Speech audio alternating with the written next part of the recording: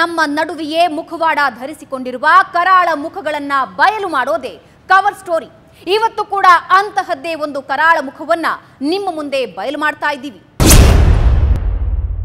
ಭಾರತದ ಹೆಮ್ಮೆ ಅನಿಸಿಕೊಂಡ ಬಂಡೀಪುರ ಸುಟ್ಟು ಬೂದಿಯಾಗಿದೆ. ಸಾವಿರಾರು ಎಕರೆ ಪ್ರದೇಶ ನಿರ್ನಾಮವಾಗಿದೆ. ಜೀವರಾಶಿಗಳು ನರಕ ಅನುಭವಿಸಿವೆ. ಇಂತಹ ಭೀಕರ ಸನ್ನಿವೇಶ ಸೃಷ್ಟಿಯಾಗುವುದಕ್ಕೆ ಕಾರಣ ಯಾರು? ಅವನೊಬ್ಬರ ಆಕ್ರೋಶದ ನುಡಿ ಇಷ್ಟೆಲ್ಲ ಅನಾಹುತಕ್ಕೆ ಕಾರಣವಾಯ್ತಾ? ಅದರ ಸತ್ಯದ ಸಂಶೋಧನೆಯೇ ಈ ಬಾರಿಯ ಕವರ್ ಸ್ಟೋರಿ ವಿಶೇಷ.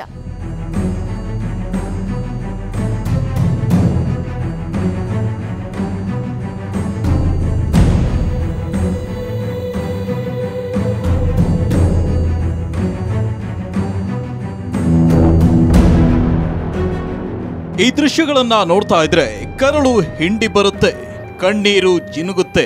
ಪ್ರಕೃತಿ ಸೌಂದರ್ಯವನ್ನ ತನ್ನ ಮಡಿಲಲ್ಲಿ ಇಟ್ಟುಕೊಂಡು ಕಂಗೊಳಿಸ್ತಾ ಇದ್ದ ಬಂಡೀಪುರ ರಾಷ್ಟ್ರೀಯ ಉದ್ಯಾನವನ ಅಕ್ಷರಶಃ ಬೂದಿಯಾಗಿದೆ.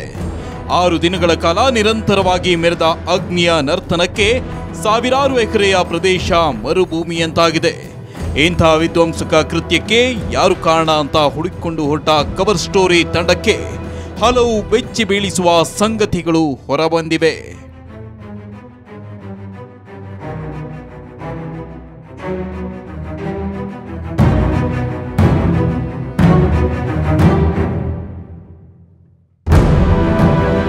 ಅಷ್ಟೊಂದು ಅಗಾಧ ಪ್ರಮಾಣದಲ್ಲಿ ಕಾಡು ಭಸ್ಮವಾಗಿದೆ. ಬಂಡೀಪುರ ರಾಷ್ಟ್ರೀಯ ಉದ್ಯಾನವನದ ಒಟ್ಟು ವಿಸ್ತೀರ್ಣವೇ ಸುಮಾರು 1320 ಚದರ ಕಿಲೋಮೀಟರ್ಗಳು. ಈ ಪೈಕಿ ಬಹುತೇಕ 200ರಿಂದ 300 ಚದರ ಕಿಲೋಮೀಟರ್ ವರೆಗಿನ ಕಾಡು ಸಂಪೂರ್ಣ ಸುಟ್ಟು ಕರಕಲಾಗಿದೆ. ಅಪಾರ ಪ್ರಮಾಣದ ಸಸ್ಯರಾಶಿ ಮತ್ತು ಜೀವರಾಶಿ ನಶಿಸಿ ಹೋಗಿದೆ. ಇಂಥ ದುರಂತಕ್ಕೆ ಕೊಳ್ಳಿ ಇಟ್ಟವರು ಯಾರು ಅಂದಾಗ ಹಲವಾರು ಕಣ್ಣುಗಳು ನಮ್ಮ ಮುಂದೆ ಬಂದು ಹೋಗುತ್ತೆ. ಸುಮಾರು ಒಂದು 2000 ಹೆಕ್ಟೇರ್ಗಿಂತಲೂ ಹೆಚ್ಚಿಗೆ ಸುಮಾರು ಅರಣ್ಯ ಇಲ್ಲಿವರೆಗೆ ನಾಶ ಆಗಿದೆ. ಸೊ ಇನ್ನು ಮುಂದೆ ಹೆಚ್ಚಾಗದಂಗೆ ನಾವು ಪ್ರಿಕಾಷನ್ ತಗೋತಾ ಇದ್ದೀವಿ. ಒಂದೊಂದು ಏರಿಯಾಕ್ಕೆ ಒಬ್ಬೊಬ್ಬ ಜವಾಬ್ದಾರಿ ಮಾಡ್ತಾ ಇದ್ದೀವಿ. ನಾವು ಹೊಸದಾಗಿ ಸಚಿವರಾಗಿ ಇದನ್ನ ಇಲಾಖೆ ತಂತ್ರಜ್ಞಾನ ಬಲಿಷ್ಠ ಮಾಡಲಿಕ್ಕೆ ಪ್ರಯತ್ನ ಮಾಡ್ತಿದ್ದೀವಿ. ನೀವು ಹೇಳಿದಂಥ ಅಂಶ ಕೂಡ ನಮ್ಮಲ್ಲಿ ಇದೆ. ಹೊಸ ಎಕ್ವಿಪ್ಮೆಂಟ್ ಬರಬೇಕು, ಹೊಸ ತಂತ್ರಜ್ಞಾನ ಬರಬೇಕು. ಒಬ್ಬರನ್ನ ಐಡೆಂಟಿಫೈ ಈಗಾಗಲೇ ಮಾಡಿದ್ದೀವಿ, ಈಗಾಗಲೇ ಕಂಪ್ಲೇಂಟ್ ಕೂಡ ಕೊಟ್ಟಿದ್ದೀವಿ. ನಾವು ಒಂದು ವ್ಯಕ್ತಿಯಿಂದ ಎಷ್ಟು ಅರಣ್ಯ ನಮಗೆ ನಾಶ ಆಗಿದೆ, ಭಾಳ ದುಃಖ ಆಗಿದೆ. ಇದು ತಾನಾಗೆ ಬೆಂಕಿ ಹತ್ತಿದಲ್ಲ, ಇದು ಬೆಂಕಿ ಹಚ್ಚಿದಂಥ ಪ್ರಕರಣ.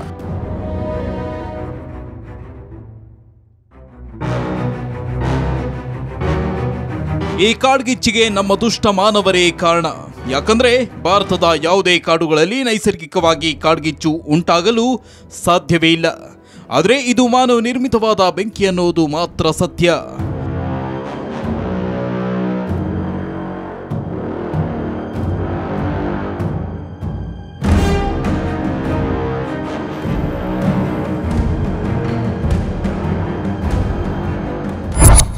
ಸಾಮಾನ್ಯವಾಗಿ ನಮ್ಮ ದೇಶದಲ್ಲಿ ಯಾವುದೇ ಕಾಡ್ಗಿಚ್ಚು ಇದು ನ್ಯಾಚುರಲ್ ಕಾಡ್ಗಿಚ್ಚು ಆಗೋಕ್ಕೆ ಸಾಧ್ಯ ಇಲ್ಲ.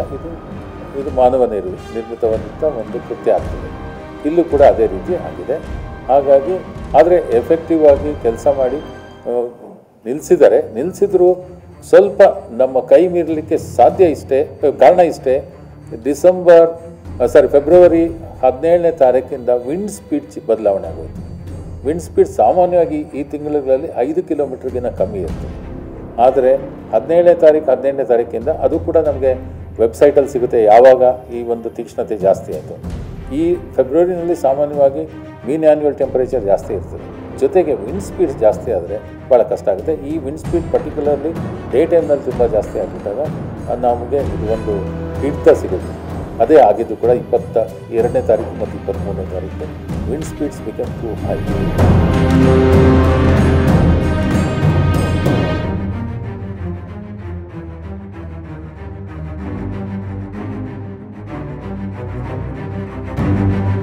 ಮಾನವ ಇಟ್ಟ ಬೆಂಕಿಗೆ ಪ್ರಕೃತಿ ಕೂಡ ಬೆಂಬಲಿಸಿದಂತೆ ಬೆಂಕಿ ಅಂಟಿಕೊಂಡ ದಿನದಿಂದ ವಾತಾವರಣದಲ್ಲಿ ಗಾಳಿಯೂ ಕೂಡ ಹತೋಟಿಗೆ ಸಿಗದಂತೆ ವ್ಯಾಪಿಸಿದ್ದೇ ಇಷ್ಟು ದೊಡ್ಡ ಅವಘಡಕ್ಕೆ ಕಾರಣ ಎನ್ನಬಹುದು.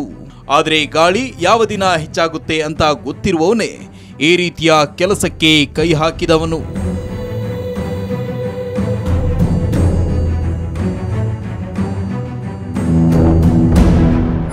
ಈ ಒಂದು ಅವಘಡ ಆಗಿದೆ. ಇದಕ್ಕೆ ನಾವು ಇಂಥದೇ ಕಾರಣ ಅಂತ ಪಿನ್ ಪಾಯಿಂಟ್ ಮಾಡಲಿಕ್ಕಾಗೋದಿಲ್ಲ. ಇದರ ಸಂಖ್ಯೆ the people who are involve in is ಭಾಳ ನೆಗ್ಲಿಜಿಬಲ್. ಆದರೆ ಅವ್ರು ನೆಗ್ಲಿಜಿಬಲ್ ಆದರೂ ಕೂಡ ಒಂದು ಕನ್ನಡದಲ್ಲಿ ಗಾದೆ ಇದೆ, ಕುಂಬಾರನಿಗೆ ವರ್ಷ ದೊಣ್ಣೆಗೆ ನಿಮಿಷ ಅಂತ. ಆ ರೀತಿ ಆಗುತ್ತೆ. ಯಾಕಂದರೆ ಈ ಒಂದು ಸಮಯದಲ್ಲಿ ಬೆಂಕಿ ಅದು ಅವ್ರಿಗೆ ಈ ಥರ ಕಿಡಿಗೇಡಿಗಳಿಗೆ ಏನು ಅಂತಂದರೆ ಕೆಲವು ಅವರು ಗಟ್ರಲ್ಲ, ಯಾವಾಗ ಬೆಂಕಿ ಕೊಡಬೇಕು, ಯಾವಾಗ ವಿಂಡ್ ಸ್ಪೀಡ್ಸ್ ಜಾಸ್ತಿ ಇರ್ತದೆ ನೋಡಿಬಿಟ್ಟು ಮಾಡ್ತಾರೆ. ಆವಾಗ ಅದು ನಮ್ಮ ಒಂದು ನಿಯಂತ್ರಣ ತಪ್ಪಿಡುತ್ತೆ. ಅದೇ ರೀತಿ ಆಗಿರ್ತಕ್ಕಂಥ.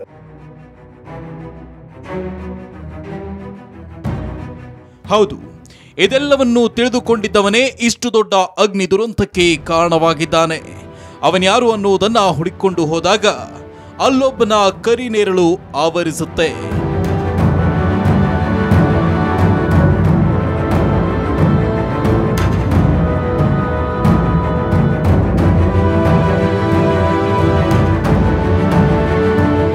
ಇವನ್ಯಾರು ಅನ್ನುವುದನ್ನು ಹೇಳೋಕು ಮುಂಚೆ ಬಂಡೀಪುರದಲ್ಲಿ ಸಾವಿರಾರು ಎಕರೆ ಅರಣ್ಯ ಪ್ರದೇಶ ಹೊತ್ತಿ ಉರಿತಾ ಇದ್ರು. ಮಜಾ ಮಾಡೋಕೆ ತೆರಳಿದ್ದ ಅರಣ್ಯ ಇಲಾಖೆ ಅಧಿಕಾರಿಗಳ ಬೇಜವಾಬ್ದಾರಿತನವನ್ನ ಪ್ರಶ್ನೆ ಮಾಡಲೇಬೇಕು. ಬೆಂಕಿಯ ಜವಾಬ್ದಾರಿ ನನ್ನದಲ್ಲ.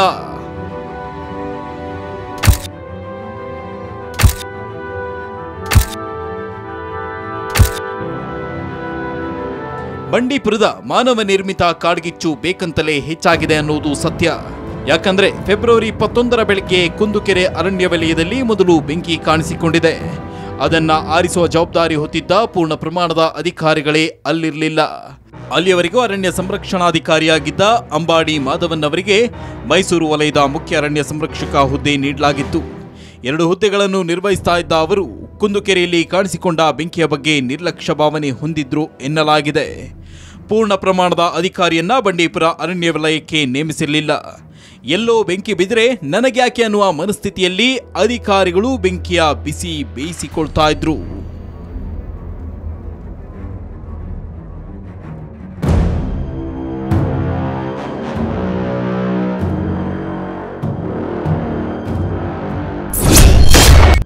ಬೆಂಕಿ ಆರಿತ್ತು, ಆದರೆ ದುಷ್ಟರ ಮನಸ್ಸಿನಲ್ಲಿ ಆರಿರಲಿಲ್ಲ.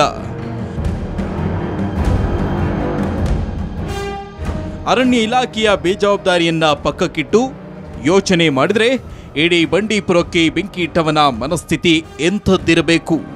ಫೆಬ್ರವರಿ 22ನೇ ತಾರೀಕಿನ ದಿನ ಕುಂದುಕೆರೆಯಲ್ಲಿ ಬೆಂಕಿ ಸಂಪೂರ್ಣವಾಗಿ ಆರಿದ್ರು. ಅದೇ ದಿನ ಸಂಜೆ ಗೋಪಾಲಸ್ವಾಮಿ ಬೆಟ್ಟದಲ್ಲಿ ಬೆಂಕಿ ಕಾಣಿಸಿಕೊಂಡಿತ್ತು. ಇದಕ್ಕೆ ಕಾರಣವಾಗಿತ್ತ ಅಲ್ಲಿ ನಡೆದಿದ್ದ ಸಣ್ಣದೊಂದು ಗಲಾಟೆ. ಅರಣ್ಯ ಇಲಾಖೆ ಮತ್ತು ಯುವಕನೊಬ್ಬನ ನಡುವೆ ನಡೆದಿದ್ದ ಮಾರಾಮಾರಿಯೇ ಈ ಅಗ್ನಿ ನರ್ತನಕ್ಕೆ ಕಾರಣವಾಯ್ತ. ನಮ್ಮ ತನಿಖೆ ಮತ್ತಷ್ಟು ಮುಂದುವರಿಸಿದಾಗ ಆ ಸತ್ಯ ಬಯಲಾಗುತ್ತಾ ಹೋಗುತ್ತೆ. ದುಷ್ಟರು ಬೇಕಂತಲೇ ಬೆಂಕಿ ಇಟ್ಟರು ಅನ್ನೋದು.